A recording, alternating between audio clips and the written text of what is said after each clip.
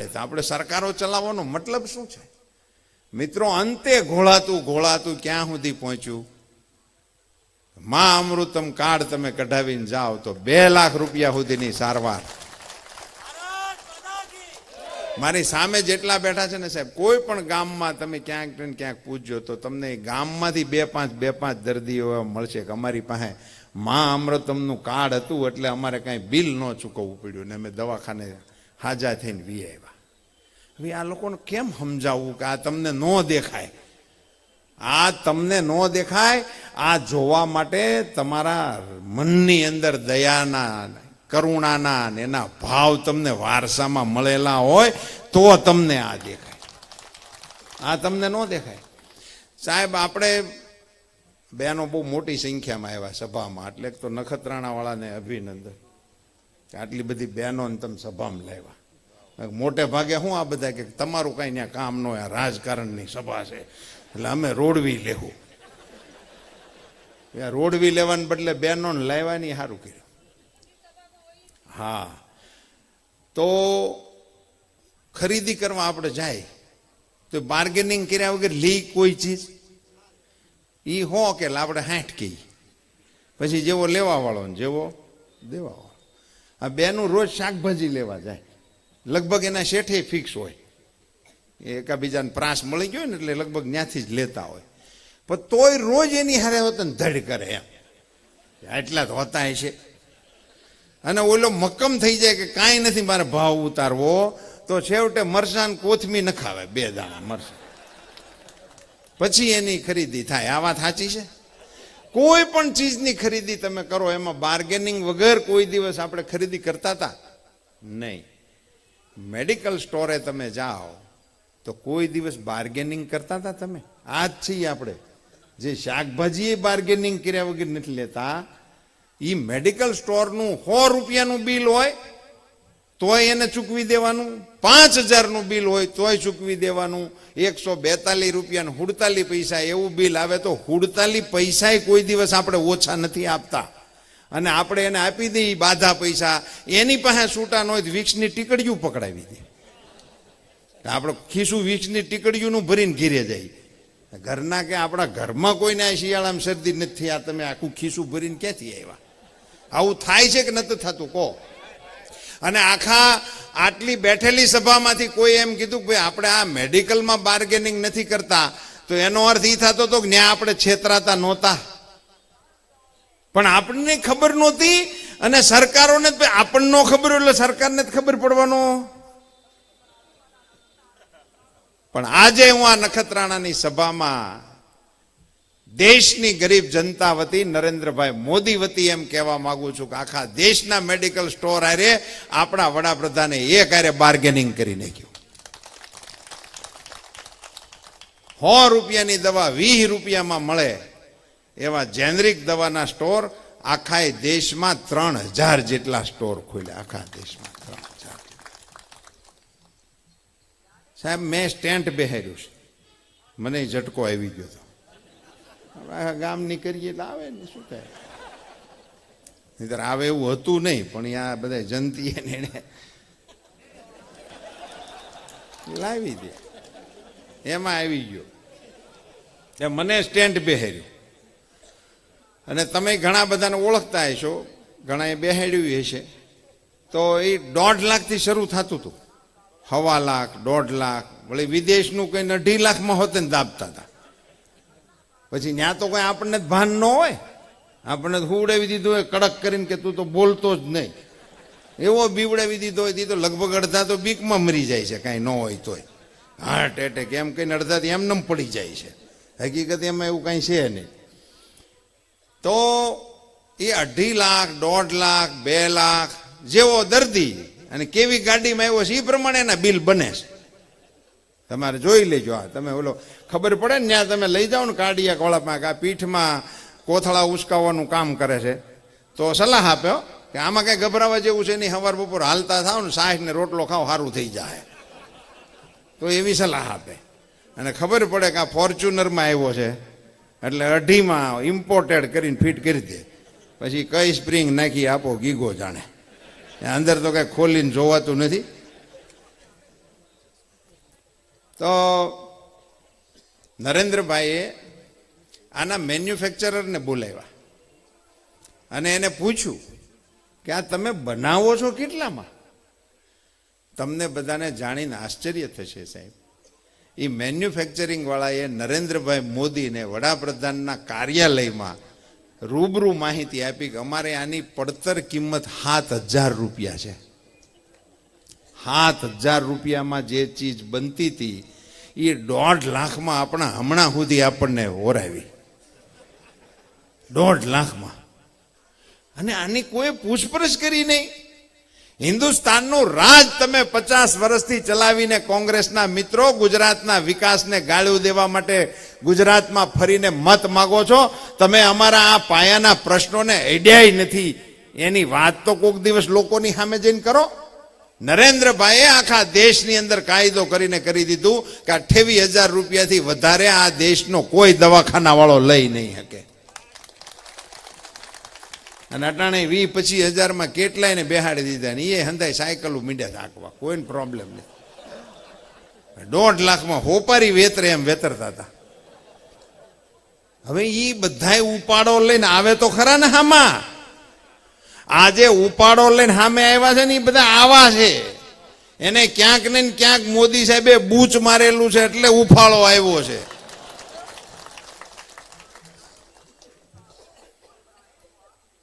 અઘરું પડે ને આ બધું, તો થોડું થોડું તો અઘરું જ પડે ને. નોટબંધી કરી, આમાંથી કોની નોટો પડી રહી? અમારી સામે બેઠા છે એમાંથી કોઈની પડી રહી? હજી પડી હોય તો લાવો આપણે એનું કાંઈક કરી દઈએ તમારું. આપણે ક્યાં હતી જ પડી રે. હા, આંસકા તો બીજા મારતા હતા. અને આ ભારતનું અર્થતંત્ર ખાડે ગયું હતું મિત્રો. તમે આ ગામડામાં નથી પેલા દવાખાનામાં ક્યાંક મોટા મોટા દવાખાનામાં જાઓ ને તો બરણીયું પડી હોય મોટી કાચની, એમાં ગાંઠું કાઢેલી દવાખાનામાં રાખી હોય. 5 કિલોની ગાંઠ કાઢીને, 2 કિલોની ગાંઠ કાઢીને, ભીલા જેવડી ગાંઠું કાઢી હોય. એ પછી દેખાવમાં રાખી હોય. દર્દીઓ જોવે ને એટલે એને એમ સારું લાગે કે આવડી મોટી નીકળી ગઈ તો આપણે રહોળીમાં વાંધો નહીં. એટલે ત્યાં હોય છે હજી, તમે જજો આ મોટા મોટા દવાખાનામાં હોય ને. પણ એવડી મોટી ગાંઠ થઈ ગયા પછી એનું ઓપરેશન નહીં નખત્રાણામ ન થાય. અહીં તમારું દવાખાના તો હોય નાના મોટા, પાટાપિંડી કરી દે એવું હાલે એમ. પણ એને ઓપરેશન કરાવવાનું થાય ભુજમાંય ન થાય. પછી ત્યાંથી તમને એમ કહે કે મુંબઈ લઈ જાઓ ને કાં અમદાવાદ લઈ જાઓ, આવું જ આવે ને. ગાંઠના પ્રમાણમાં હોય, કેવડી ગાંઠ છે એની ઉપર દર્દી ગોતવું પડે. અને ન્યાય ગયા કેડે પાછો ડોક્ટર એક્સપર્ટ જોઈ ત્યારે આ ગાંઠ નીકળે. હિન્દુસ્તાનના અર્થતંત્રમાં આ જામેલી ગાંઠને નસ્તર મૂકે એવો ડોક્ટર જ નહોતો. આ તો ગુજરાતને અભિનંદન કે નરેન્દ્ર મોદીને મોકલે વાઢી નાખી. હવે મોટી ગાંઠ કાઢી છે તો 2 દી નબળાઈ રે. ત્રોફન પાણી નાન તેન 2-4 દી લેહો તો રાગે થઈ જશે, પણ દર્દી બચી જાય. આ નબળાઈમાંથી બારો નીકળશે, ઓલો ગાંઠમાંથી બારો ન નીકળે. આટલી વિગતે સાહેબ હિન્દુસ્તાનની સરકાર કેટલા વર્ષોથી દિલ્હીમાં, આપણે બધા એના સાક્ષી છીએ. રોજ સમાચાર આવતા કે પાકિસ્તાન વાળા કાશ્મીરમાં ઘરી ગયા, જવાનોને માર્યા, નાગરિકોને માર્યા, બોમ્બ બ્લાસ્ટ કર્યા. અને પછી એક નિવેદન આવે કે હવે અમે સાખી નહીં લઈએ, અમે એને સખત શબ્દોમાં વખોડી કાઢીએ છીએ. ક્યાં સુધી? પાછું બીજી ઘટના થાય ત્યાં સુધી, પાછું બીજી વખત થાય ત્યારે અમે વખોડી કાઢીશું, અમે સખત શબ્દોમાં વખોડી કાઢીએ છીએ. એટલે આખું એમને 15-20 વર્ષથી સખત શબ્દોમાં વખોડી કાઢવાનું જ હાલતું હતું. હમણાં સમાચાર આવે છે કે 7ને ઠોકી નાખ્યા, 2ને ઠોકી નાખ્યા, 3ને ઠોકી નાખ્યા. રાડા રાડ થયા છે કે આડે ધડ મારે છે. હવે પહેલી વેલી ફરિયાદ આવી કે આ લશ્કર વાળા મારે છે. એને હું ત્યાં ગરબા લેવરાવા મૂક્યા હતા, એ મારે છે નહીં, મારવાના જ છે, એ હાટું જ ત્યાં રાખ્યા છે. પણ એ થાતું નહોતું. એનું કારણ શું? જવાનો તો અહીંના જ હતા, પણ એને હુકમ આવે એવો કોઈ મરદ માણસ દિલ્હીની ગાદી ઉપર નહોતો, એટલે નહોતું થતું. હવે આ બધું થવા માંડ્યું છે, દેખાય છે, થઈ રહ્યું છે, તો એની પેટમાં બધાને ચૂંક આવે છે. તો આપણે નાગરિકો તરીકે નક્કી કરવાનું છે કે આપણે કોને મદદ કરવાની છે. આ લોકો જેણે આપણી ઉપર 40 વર્ષ રાજ કર્યું, હિન્દુસ્તાન ઉપર 50 વર્ષ રાજ કર્યું. સાહેબ, આજે કચ્છને પીવાનું પાણી મળે, નર્મદાનું પાણી કચ્છને સીમાડે પોગાડી દેવાનું કામ આપણી સરકારે કર્યું. સાહેબ, એ પાણી ઉપડ્યું ક્યાંથી? કેવડિયા કોલોનીથી. કેટલા કિલોમીટર દૂરથી એ પાણીને અહીંયા આવે. હું અહીંયા 95ની ને 98ની એની સભાઓમાં આવતો, ત્યારે વડીલો બેઠા હોય ને મને એમ કહેતા કે રૂપાલા, તમે નર્મદાની બધા વાતો કર્યા રાખો છો, પણ અમારી સાંભળણીમાં આવવાની છે કે પછી? મંજૂરી નથી આપવાના. એણે દિલ્હીથી જાહેરાત કરી, ગુજરાતના મુખ્યમંત્રી તરીકે અમદાવાદ જીએમડીસીના ગ્રાઉન્ડમાં 72 કલાકના ઉપવાસ કરવા વાળો હિન્દુસ્તાનનો એકમાત્ર મુખ્યમંત્રી ઉપવાસ ઉપર ઉતર્યા હતા. આખી ગુજરાતની જનતા એના ટેકામાં ન્યા આવી હતી. તમામ સાધુ સંતો એમને સપોર્ટ કરવા માટે આવ્યા હતા. કોંગ્રેસ પક્ષ સિવાયના તમામ રાજકીય પક્ષોએ પણ નરેન્દ્રભાઈને ટેકો આપ્યો હતો. તમામ પક્ષોએ, એકલી કોંગ્રેસ નહોતી આવી. અને નરેન્દ્રભાઈની જીએમડીસીના ગ્રાઉન્ડ ઉપર કરેલી આ તપશ્ચર્યાને પરિણામે ઊંચાઈ વધારવા માટેની મંજૂરી દિલ્હીની સરકારે જખ મારીને આપવી પડી હતી. અને તમે અહીંયા આવીને અમારા રાજ્યમાં આવીને એવું ભાષણ કરી જાઓ કે આ નરેન્દ્ર મોદી મને મળ્યા નહોતા, એવી વાત કરાય છે વડાપ્રધાન તરીકે. અને આ મુદ્દો ક્યાં એકલા ગુજરાતનો હતો. આ યોજના હારે 4 રાજ્યો સંકળાયેલા છે: મધ્યપ્રદેશ, મહારાષ્ટ્ર, રાજસ્થાન અને ગુજરાત. આ ડેમનું સ્થળ આપણા રાજ્યમાં છે, એટલે આપણે અમલીકરણ એજન્સી તરીકે કામ કરીએ છીએ. બાકી તો 4 રાજ્યોની હારે આ યોજનાને પનારો છે. ખર્ચો 4 રાજ્યોએ આપ્યો છે. મહારાષ્ટ્ર સરકારે ખર્ચો આપ્યો છે આ યોજનામાં, મધ્યપ્રદેશની સરકારે ખર્ચો આપ્યો છે, રાજસ્થાન સરકારે ખર્ચો આપ્યો છે. અને જેટલી વીજળી પેદા થાય છે એ વીજળીમાંથી 58% વીજળી મધ્યપ્રદેશને મળે છે, 26% વીજળી મહારાષ્ટ્રને મળે છે. રાજસ્થાનને અમે પાણી આપીએ છીએ, પાણી પહોંચાડી દીધું છે. 4 રાજ્યોને લાભ પણ 4 રાજ્યોને મળે છે. 4 રાજ્યોના વિકાસ સાથે સંકળાયેલી બાબતને 10 વર્ષ સુધી વડાપ્રધાનની ઓફિસમાંથી પરવાનગી ના આપે. હું 15 દિવસથી ગુજરાત કોંગ્રેસના અને દિલ્હી કોંગ્રેસના નેતાઓના ભાષણો સાંભળું છું. રાત્રે 1-1 કલાક એની હાટું ફાળવું છું. એક પણ નેતા આ બાબતમાં એક લીટી નથી બોલ્યા. આપણા ભાઈ મનમોહનસિંહજી અહીંયા આવીને એવું બોલ્યા કે મને નરેન્દ્રભાઈ મળ્યા નતા, પણ તમે નરેન્દ્રભાઈનું નામ દીધું તો તમે ગુજરાત કોંગ્રેસના કોઈ નેતા તમને મળવા આવ્યા હતા? એની ચોખવટ કરો. પ્રશ્ન તો રાજ્યનો હતો ને. અહીંયા અમે એ લોકો વિરોધ પક્ષમાં હતા, કેન્દ્રમાં તો એની સરકાર હાલતી હતી, તો એના આગેવાનો કોઈ તમને મળવા આવ્યા હતા? અને એ આવ્યા હોય તો એનાય નામ આપો, અને એને રજૂઆત કરી હોય તો એ રજૂઆત ઉપર તમે શું કર્યું તું ઈ કયો. વડાપ્રધાન પછી કોઈ પાર્ટીના ન હોય એટલી તો સમજણ હોવી જોઈએ કે નહીં. વડાપ્રધાન એ દેશના હોય. અને આ પ્રશ્ન, આનું ખાતમુહૂર્ત અમારા અટલ બિહારી વાજપેયીજીએ, પંડિત દીનદયાળજીએ નતું કર્યું. આ યોજનાનું ખાતમુહૂર્ત પંડિત જવાહરલાલ નહેરુએ કર્યું હતું. આ તમારી યોજના હતી, તમે નો કરી. ભારતીય જનતા પાર્ટીના નરેન્દ્રભાઈ મોદીના હાથમાં ગુજરાતનું સુકાન આવ્યું, એટલે આ યોજનાને સુપેરે પાર પાડવા માટેનું કામ પૂરું થયું. મિત્રો, કચ્છના વિકાસને કારણે કચ્છમાં સરકારે, સ્થાનિક સ્વરાજ્યની સંસ્થાએ, ગુજરાત સરકારે, નરેન્દ્રભાઈએ અત્યાર સુધી જે કામ કર્યા છે એને કારણે તમે કચ્છની તમામ સીટો, એકલા છબીલભાઈ નહીં, કચ્છની તમામ સીટો ભારતીય જનતા પાર્ટીને ખાલી કચ્છના કારણે જીતાડી દો. પણ 10 વર્ષ સુધી ગુજરાતના વિકાસને રોકવાનું પાપ કેન્દ્રની કોંગ્રેસની સરકારે કર્યું છે. એને સજા કરવી જોઈએ કે નહીં, એ પૂછવા માટે હું આવ્યો છું. એને સજા કરવી જોઈએ કે નહીં? એને જો સજા કરવી જ હોય તો 9મી તારીખે કોંગ્રેસના ઉમેદવારની ડિપોઝિટ જાય એ પ્રકારનું મતદાન થવું જોઈએ. એ પ્રકારનું મતદાન આપણે કરવું પડે.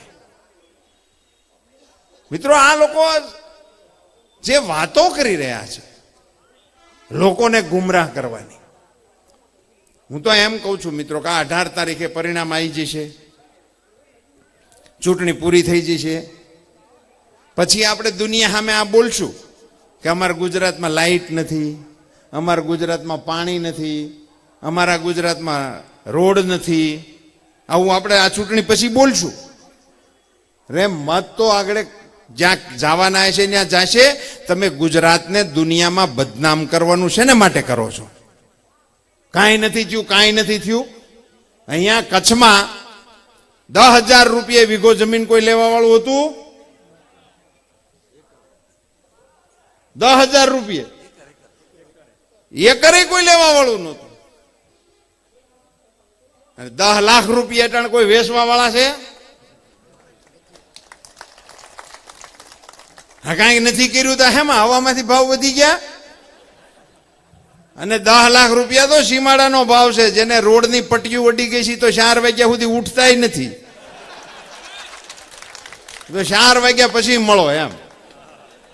હા, ત્યાં જમીન હુતા છે, પછી 4 વાગે વાત થાય, અત્યારે નહીં થાય. હા, શું છે ખોટું? અને આને દેખાતું નથી, 4 લોકોને દેખાતું નથી. મિત્રો, આખા એ દેશની અંદર હમણાં મને માહિતી મળી, અમારા વિજયભાઈ રૂપાણીએ 2-3 વાતો મારા ધ્યાનમાં મૂકી હતી. સાહેબ, 95માં હું મિનિસ્ટર બન્યો, પહેલો વહેલો ભાજપનો. હું તમારે એમ સામે બેહતો, જોર જોરથી જે બોલાવતો હતો. 95 સરકાર બનીને મને પ્રધાન બનાવ્યું. ત્યારે ગુજરાતના ખેડૂતોને 18% વ્યાજે રૂપિયા મળતા હતા. સહકારી મંડળીમાં 18%. તમે કલ્પના કરો, 18% વ્યાજ ખેડૂતો ભરતા હતા 95ની અંદર. આપણી સરકાર આવી અને આજે આ 2017 થઈ, ગુજરાતમાં ભાજપની સરકાર છે. ખેડૂતોને 0% રૂપિયા મળશે. 0. ક્યાં 18% અને ક્યાં 0%? 0%. વ્યાજ જ નહીં ભરો ને 3 લાખ રૂપિયા સુધી દીધા લીધા, પાછા દૂધે ધોઈને દઈ જાવ એટલે ઓવર થાય તમારે, કાંઈ દેવા લેવાનું નહીં. આ વ્યવસ્થા આપણી સરકારે કરી છે. હમણાં એક જીઆર કર્યો આ વર્ષે. આ નવી શરત જૂની શરત એ અમારા વખતે અમે કર્યું હતું, તો અડધા તો સમજતા જ નહોતા કે નવી શરત જૂની શરત શું છે. બોલો, અશોકભાઈ ભટ્ટ મને યાદ આવે છે, અમારા મહેસૂલ મંત્રી હતા. અને એ વખતે અમે એની પાસે નવી શરત જૂની શરત મંજૂર કરાવેલી. તો એ બોલું મોડું થતું હોય તો હું રોજ ફોન કરું, નવી જૂનીનું શું થયું. ભાભી એક દી મારી માથે બગડ્યા.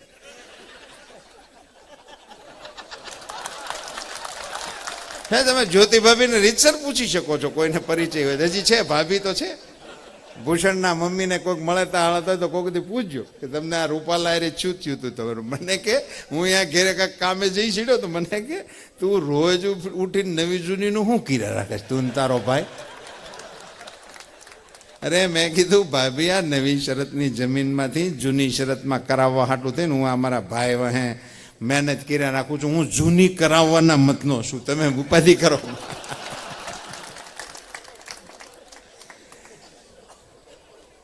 કેવા કાયદા આ રાજ્યમાં હાલતા હતા. બાપની જમીન છોકરાને ખાતે નહોતી ચડતી. બાપની જમીન ના ભાગ પડે નહીં. આ નવી જૂની શરતમાં કલેક્ટરને પરવાનગી હવે. કલેક્ટર આપણને ખેડૂતને કીધી સાંભળે. હવે તલાટીએ 20 વર્ષ સુધી આપણી પાસે ઠેલા ઉપડાવ્યા સરપંચો પાસે. સરપંચો લઈને આવે, આ તલાટી સાહેબ છે, મારી પાસે ઓળખાણ કરાવે સરપંચ સાહેબ કે અમારા દવે સાહેબ આપણા તલાટી સાહેબ છે.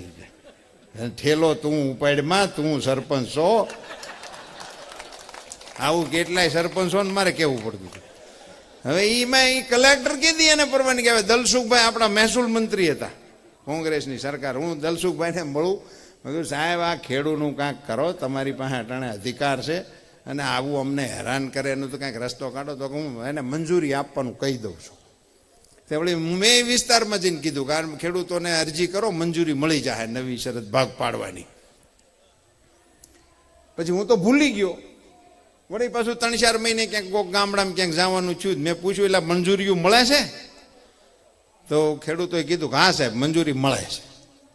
એટલે મેં કીધું સારું થયું, દલસુખભાઈનો આભાર માની આવું કે આટલું તો કર્યું.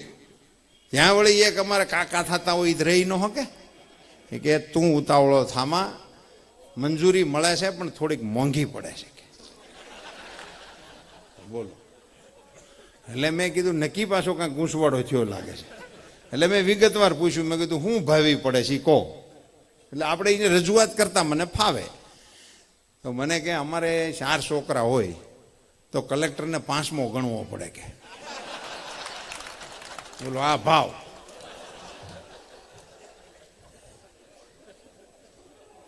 આવા ને આવા કાયદા તમે આઝાદીમાં 30 વર્ષ સુધી આ રાજ્યમાં રાખ્યા, એમાંથી બહાર કાઢવાનું કામ ભારતીય જનતા પાર્ટીની સરકારે કર્યું ને. હમણાં વિજયભાઈએ મને વાત કરી કે હવે અમે એવો નિયમ કરી નાખ્યો 16 વર્ષથી એક ધારો નવી શરતની જેના નામની એન્ટ્રી પડતી હોય ને એને પૂછ્યા વગર જૂની કરી નાખવાની.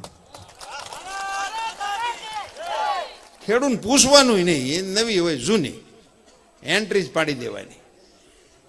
આ પ્રકારની વિગતો નાની નાની હજારો વાતો, ભલા 1-2 નહીં 50 વાતો.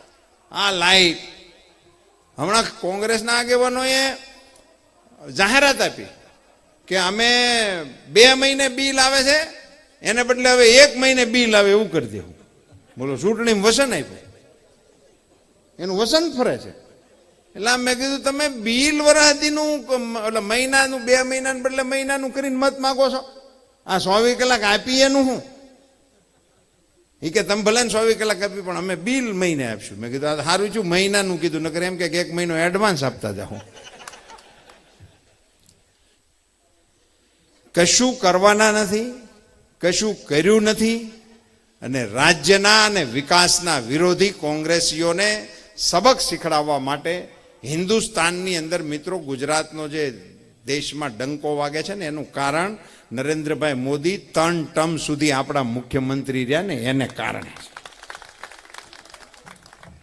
કારણે આ બન્યું છે. હવે એ દેશના વડાપ્રધાન બન્યા છે. તમને જાણીને આશ્ચર્ય થશે મિત્રો, નરેન્દ્રભાઈ વડાપ્રધાન બન્યા પછી એની ઓફિસમાં એને ખબર પડી કે હજી હિન્દુસ્તાનના 18,000 ગામડા એવા છે કે જેમાં થાંભલો જ નથી.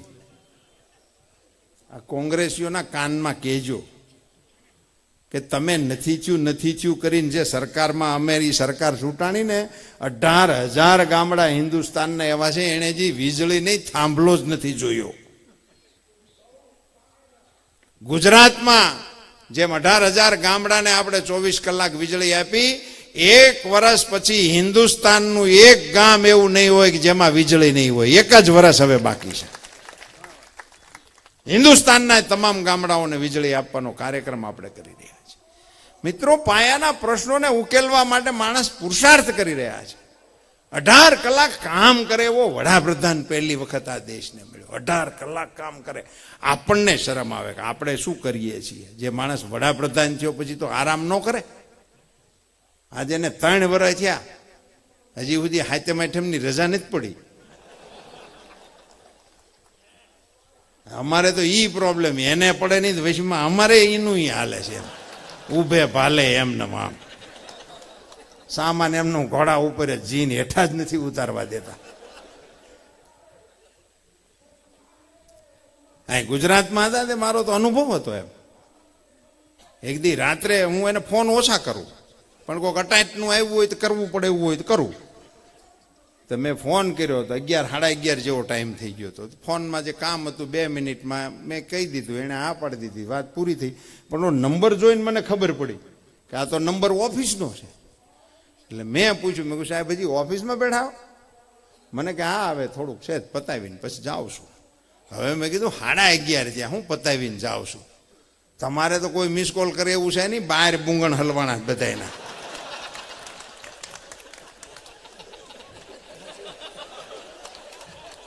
આપણે દર 15 મિનિટે અપડેટ કરવું પડે કાંઈ.